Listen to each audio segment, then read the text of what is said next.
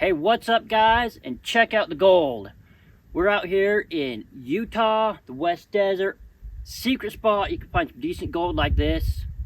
And in fact, this spot is so secret that it was written about in this book. That's right, Gold Panning in Utah. It's an amazing book. If you're in Utah, surrounding area, planning on visiting, I really recommend picking up a copy. I'll leave a link in the description. But we're out here in Notch Peak, Utah, or Mesa Valley. It's just west of Delta. You can find some decent gold up there if you know where to look. You're not gonna get rich, but you can find gold every single trip out here. So let's get going and I will show you guys where to look. So we're at the first little stop here, going up the canyon. There's the main road going up. And there's this little side road here. I'm gonna take a quick walk up. So at the end of this little road, this mine dump here. Just goes up there a little ways to a small little mine. We'll go you got this little mine here. Nothing too crazy. The shadow's horrible right now, so you can't really see. Just cuts back that way ways. Not real big, as you can see. Just a real small mine dump. But they were chasing some of these quartz. And right there you have a pretty decent sized one. And then there's another one right there. So I think that's what they were trying to follow. These ones here on the surface aren't mineralized, but some of the ones in the mine dump look like they had a little bit, but it obviously wasn't rich enough. So we'll keep going up the canyon, see what else we can find. So this is the Mesa Valley, just right at the top of the road as soon as you come out of the canyon. So we're gonna go check all that out and find some gold.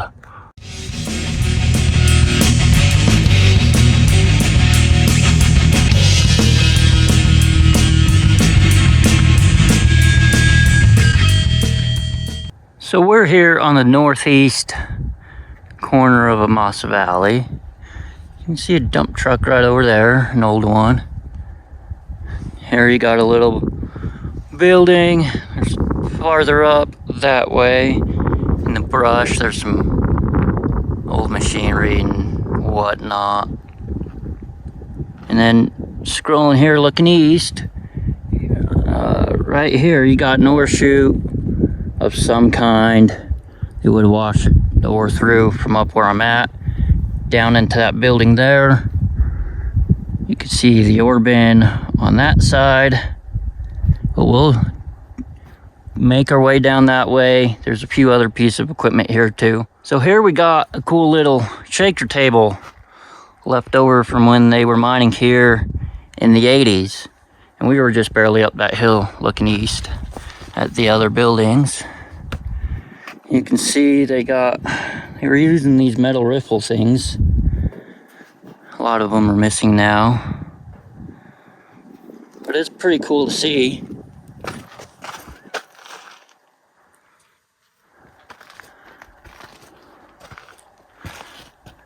That gear thing there's where they would have changed the angle.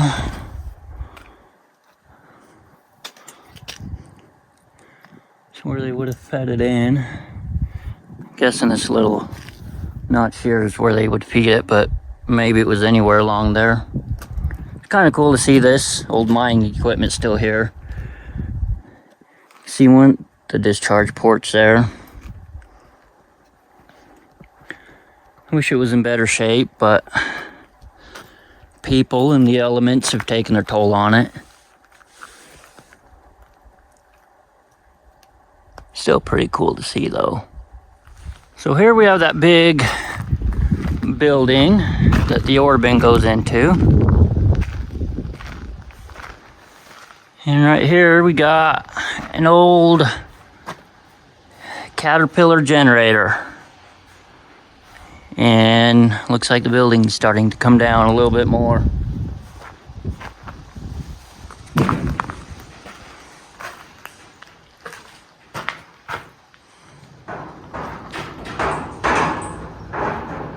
get some close-ups of that for you guys who would like to see more.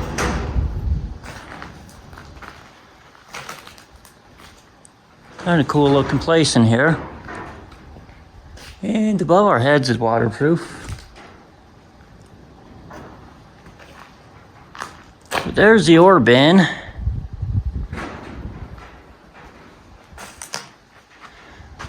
Ladder going up. Right there is the discharge chute. It's kind of cool looking. And then here you got mounts for something. I don't know if it was another crusher. Could have had a stamp mill or a ball mill in here. Well, I doubt a stamp mill. This building's not tall enough. Maybe a ball mill or something. And there's what's left of this. I am curious what that is. I can't quite tell from here. Maybe I'll see if I can make my way down there without getting myself killed in all this falling down building. You also have this little trough here in front of all these mounts before it goes to that other building. And then right here is a chute that goes out that way. So my guess is whatever was here, probably a ball mill of some kind of crusher. All your material would get washed down here and go into that other building down there. There's a close-up of that cat generator.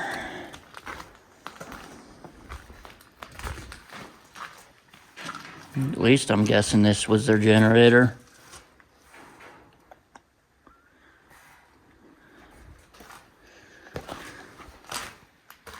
So I made it down to this little contraption here.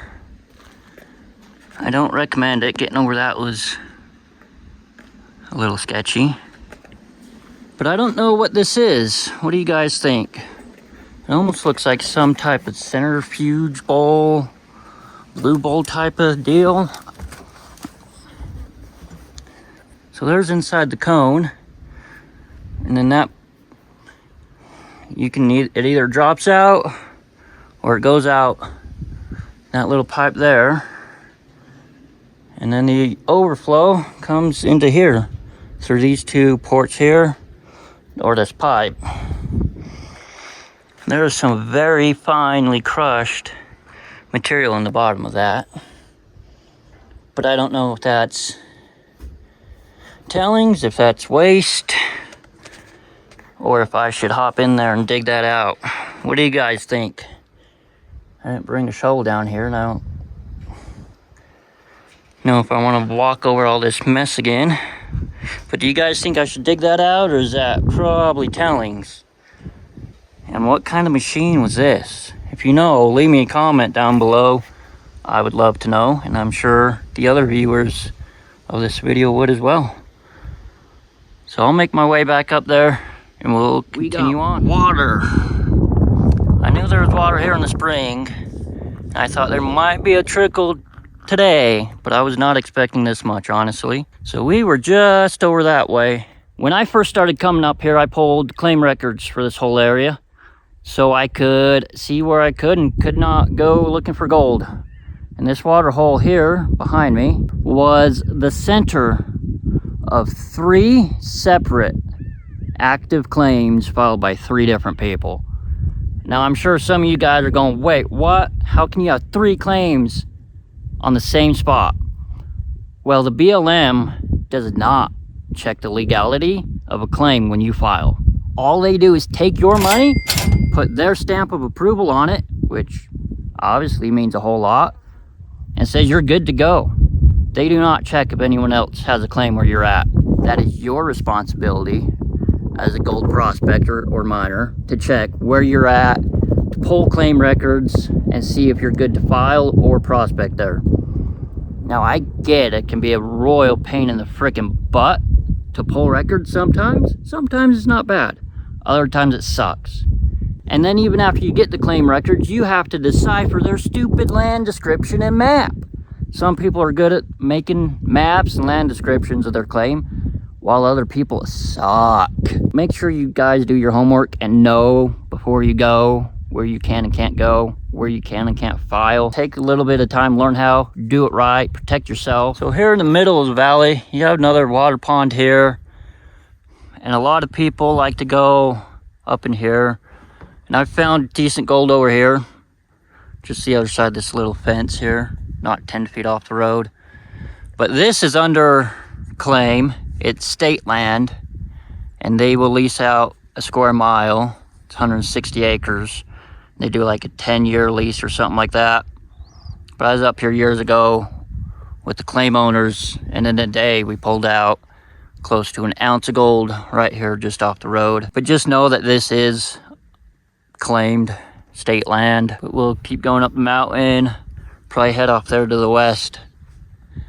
Maybe cut back there to the north, we'll see. So as you guys are out here exploring, prospecting, having fun, pay attention to what your normal rock is like.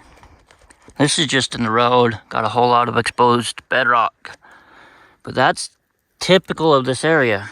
And then all of a sudden I started finding this. I don't see it in any other part of the mountain.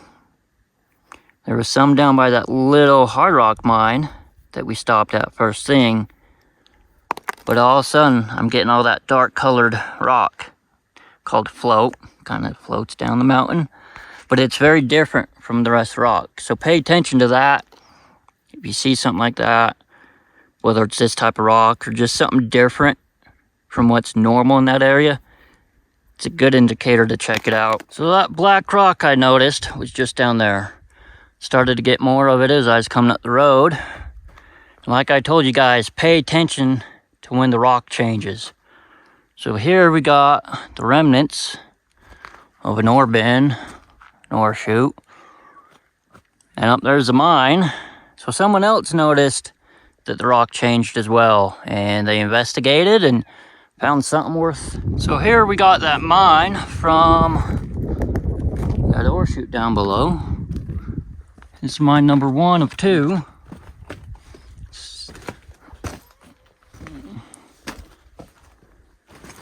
But it doesn't really go anywhere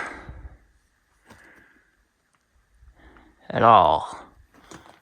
Maybe it went back a little farther. I might have turned a little that way, I can't tell. But it's cool to see all the different layers there.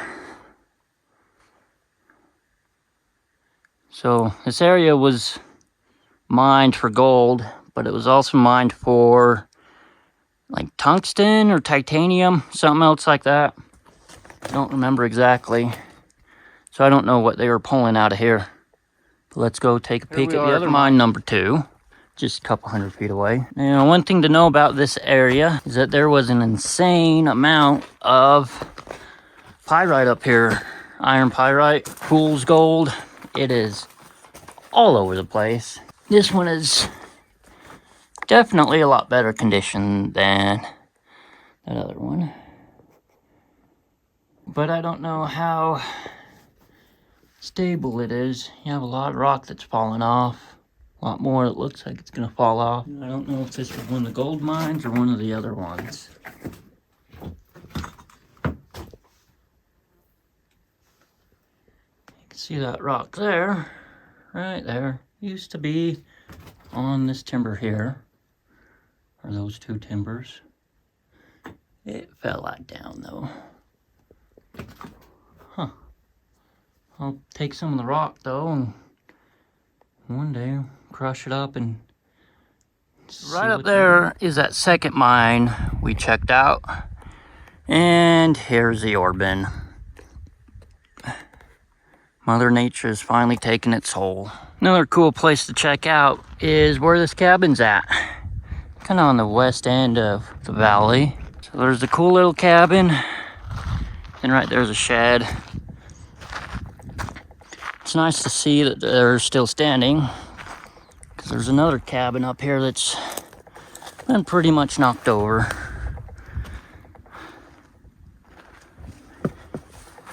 I don't know when people last lived in this. Still got the mattress over there. Another bed frame. This box just inside the door.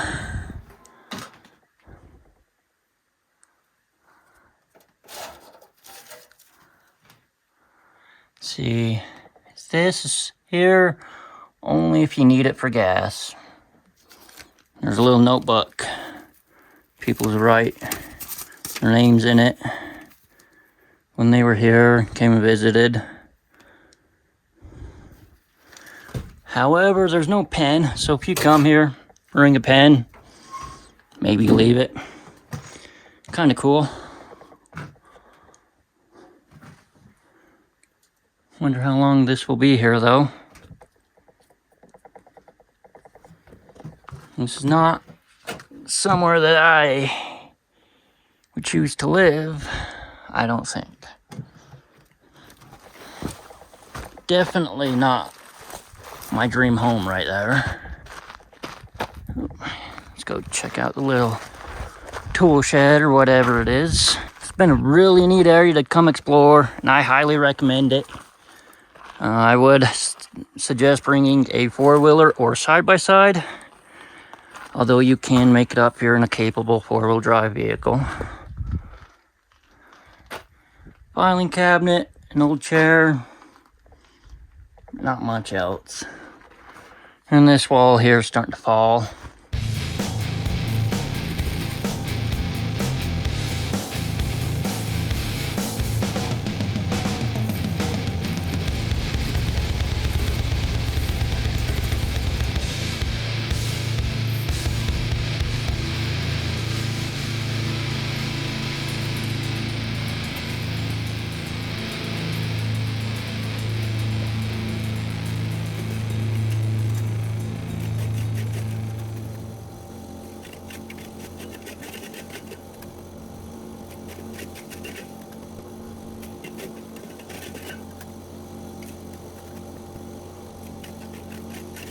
So I got this Royal dry washer here. And it works pretty dang good. I'm definitely not the world's biggest fan of dry washing, but of all the dry washers I've used, this is by far my favorite. Very easy to clean out.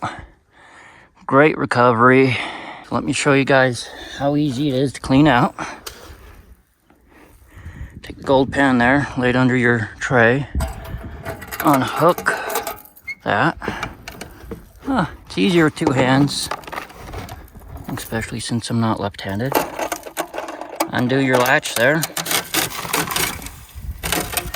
Your riffles lift up. That is it. So I need both hands to kind of get the fine little dust that's in the corner there, but that's all it is. Nothing hard. Bring a little hand brush, broom thing to make it easier if you want. But when you store it, don't close that latch like that. Keep it open, let this kind of just sit there. Because you have this foam underneath. I mean, you can replace it, but why replace it if you don't have to? So I'm going to finish cleaning this out real quick, and then we'll go find some water and see what all we got.